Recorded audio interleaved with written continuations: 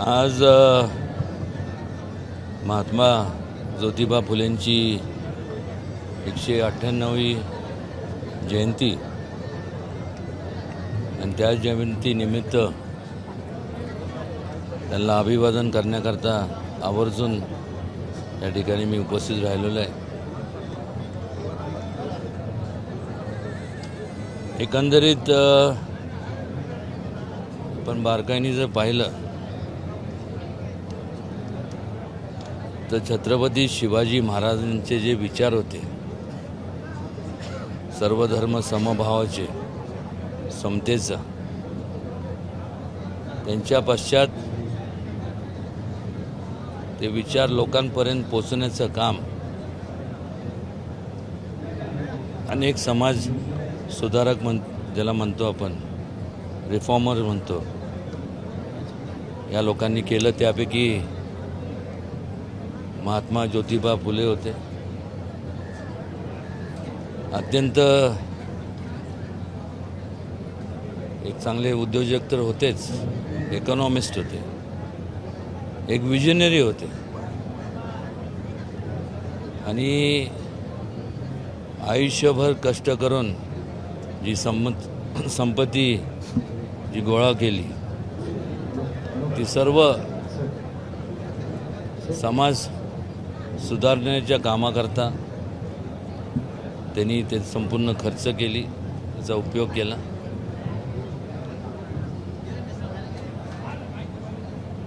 एका दृष्टिकोनातून जर आपण पाहिलं तर थोरले प्रतापसिंह महाराज जे होते त्यांनी त्यांचं महात्मा ज्योतिबा फुलेंनी अनुकरण केलं. कारण की त्यांनीसुद्धा सर्वात प्रथम जर स्त्री शिक्षणाचं जर शाळा कोणी चालू केली असावी तर ती थोरले प्रतापसिंह महाराजांनी केली. तीसुद्धा सातारच्या त्यांच्या स्वतःच्या राजवाड्यात केली, ज्या राजवाड्यात कालांतराने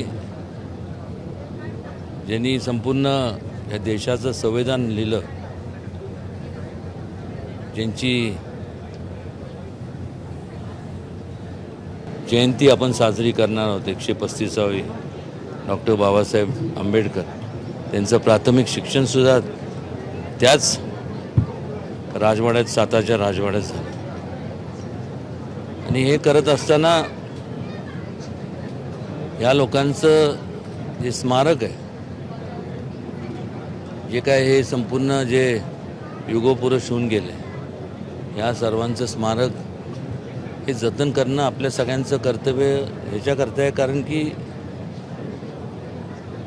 भावी पिढीला ह्याच्यातनं एक प्रकारचं प्रेरणा मिळावी आणि जे विचार या सर्वांचे त्यांचं त्यांनी अनुकरण करून ते सर्व त्यांच्या जीवनात आचरणात त्यांनी आणावं.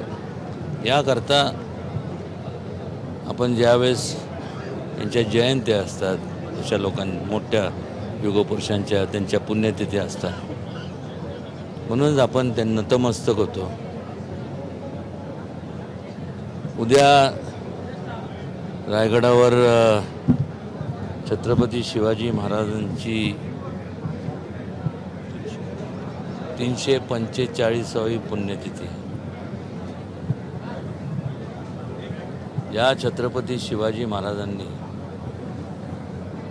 खऱ्या अर्थाने म्हणजे स्वतःचं संपूर्ण आयुष्यातले प्रत्येक क्षण हे लोकांकरता, सर्व धर्मभावाची संकल्पना लोकांपर्यंत पोचवण्याकरता आणि राज्यकारभारात लोकांचा सहभाग असावा असं जो विचार दिला. आज दुःख वाटतं की एवढं सगळं करून निस्वार्थीपणे त्यांनी आयुष्य वेचले. मासाहेब जिजाऊ असतील, छत्रपती शिवाजी महाराज असतील, संभाजी महाराज असतील, त्यांच्याबद्दल आणि बाकी असे महात्मा फुले असतील, सर्वांबाबतीत जे काय अनुद्गार जे काढले जातात त्याला आळा बसणं गरजेचं आहे. कॉग्निझेबल आणि नॉन बेलेबल असा हा कायदा करण्यात यावा अशी माझी या संदर्भात अमित शहाजींशी आणि माननीय मुख्यमंत्र्यांशी सुद्धा माझी चर्चा झाली. उद्या ते घोषणा करणार आहेत. ज्या ज्या मागण्या आहेत त्याला कुठल्याही प्रकारची बजेटमध्ये काय प्रोव्हिजन करण्याची आवश्यकता नाही आहे.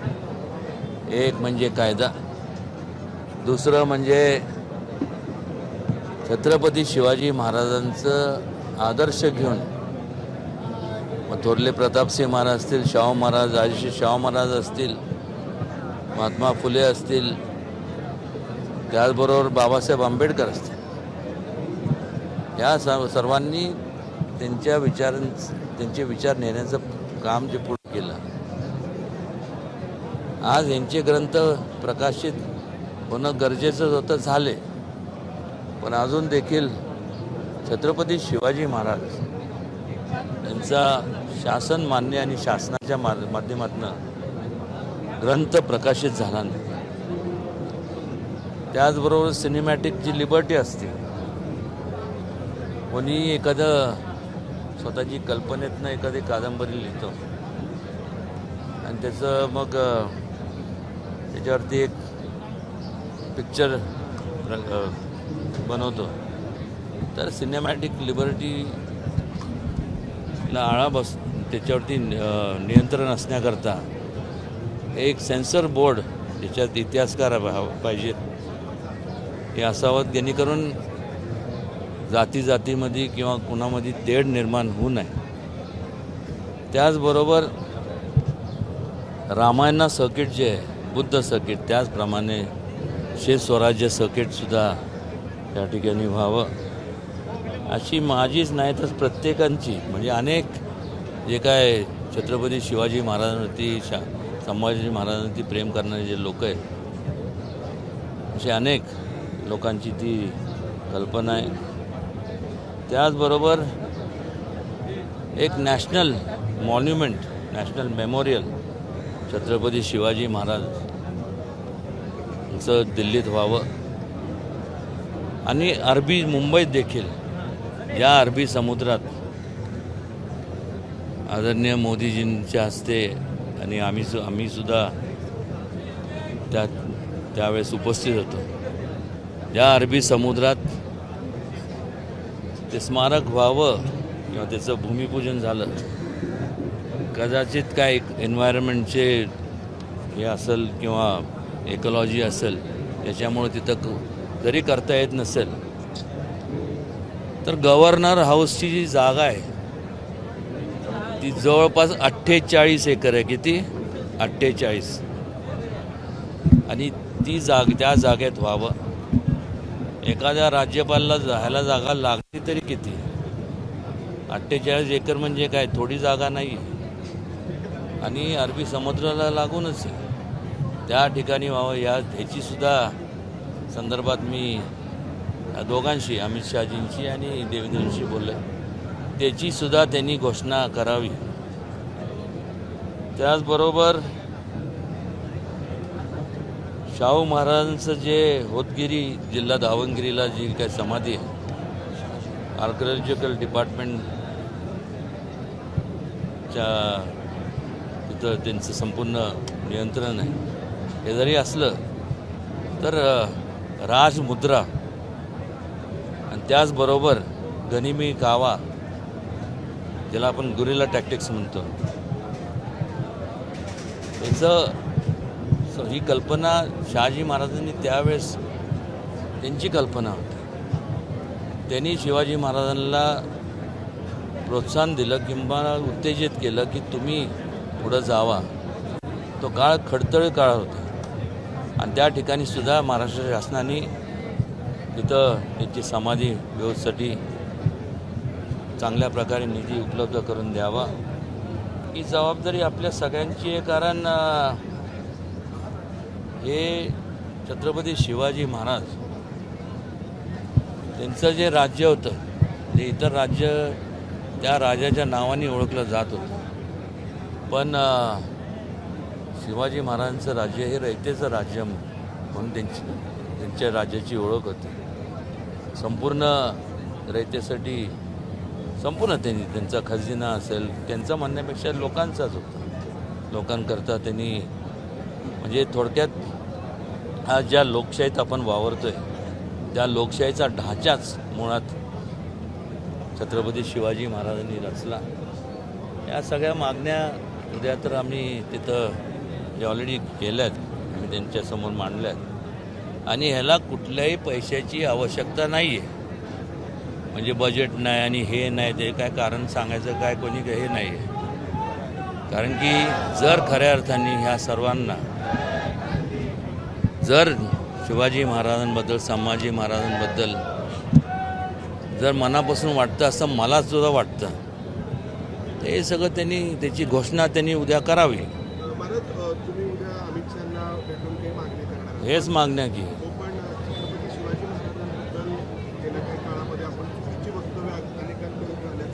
त्याचं कारणच एक आहे ना. मग त्यांनी केला पाहिजे, आजपर्यंत का केला नाही हे मागं सुद्धा सांगितलं. सगळे तर सज्ञान झालेत ना. चित्रपटाचा महाराज तुम्ही विषय काढला, महात्मा फुलेंवर देखील आज एक चित्रपट प्रदर्शित होणार होता. एक लक्षात घ्या, जे महाराजांना लागू होतं महाराजांपेक्षा तर कोण मोठं नाही. ते सगळे महापुरुषांना ज्यांनी महाराजांच्या विचाराचं अनुकरण केलं, जे त्यांचे विचार जे आचरण सगळ्यांना लागू होतं ना. कायदा झाला की मग आपाप सगळं लाईन द्वारेच चालतील ना. त्याचा प्रश्न असा होता की जो सिनेमा येतोय तर त्या सिनेमांमध्ये काही दृश्य कट करण्याचा निर्णय घेण्यात मग तेच सेन्सर बोर्ड मग अशी मी बोललो तुमचं लक्ष नसावं. मग त्याला ते योग्य आहे का असं करणं? मी तोच प्रश्न तुम्ही 4 वेळा मला विचारताय. सेन्सर बोर्ड त्यांनी इतिहासकारांचं एक सेन्सर बोर्ड निर्माण केलं पाहिजे. आणि एखादे समजा तुम्ही किंवा मी समजा एखादी कादंबरी लिहिली, माझ्या काय कल्पना, तुमच्या काय कल्पना, ह्यांच्या काय कल्पना असतील, प्रत्येकजण तो कादंबरीकार त्याच्या कल्पनेतनं तो लिहितो. कल्पना आहे त्याला ऑथेंटिसिटी काय नसते. मग ती एक सेन्सर बोर्ड इतिहासकारांचं त्यांच्याकडे पाठवा दे तुमची कादंबरी, त्यातनं जे कटछाट करायचं ते करतील आणि त्यातनं मग तुम्ही परवानगी द्या.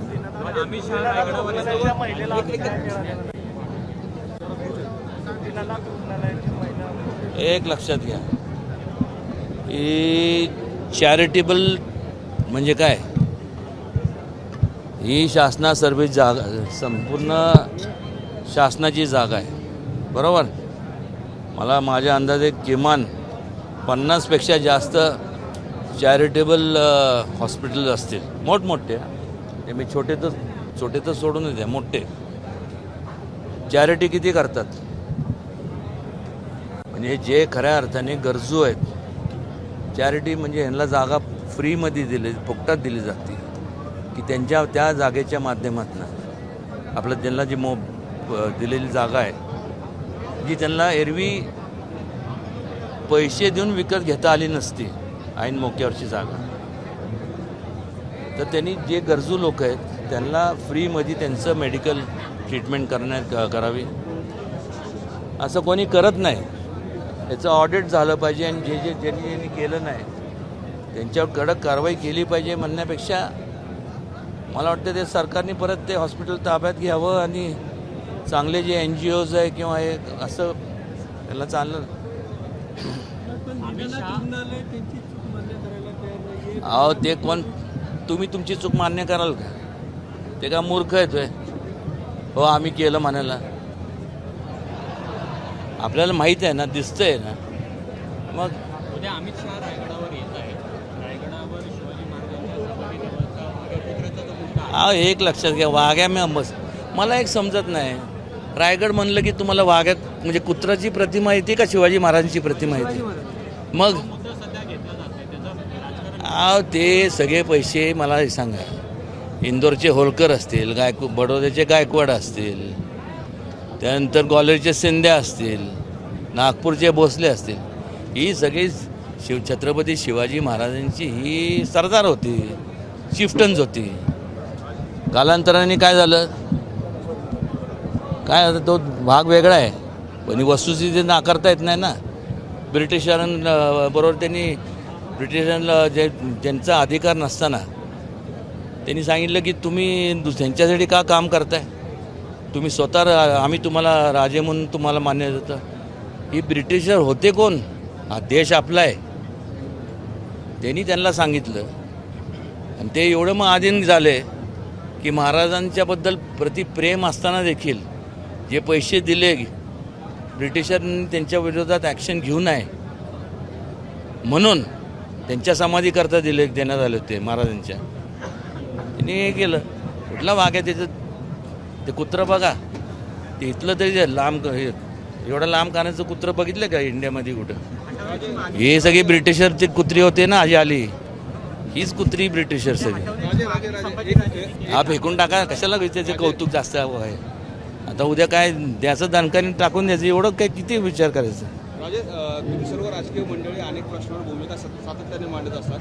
बेरोजगारी असेल किंवा महागाई असेल, तुम्ही कोणतेही राजकीय नेते म्हणून एवढे प्रभावीपणे बोलताना दिसत नाही. आता 50 रुपयांनी सिलेंडर मागला, तर त्यावर तुमची काय भूमिका असेल? तुम्ही केंद्राकडे काय मागणी करणार आहात का? सिलेंडरची 50 आज विषय काय कुठलाही असू द्या, पण हा सर्वसामान्यांचा प्रश्न आहे. हे एक लक्षात घे, जेव्हा तुम्ही लोकप्रतिनिधी निवडून देता, आमदार असेल, खासदार असतील किंवा मग स्थानिक स्वराज्य संस्थेमधले कुठलेही पदाधिकारी असतील,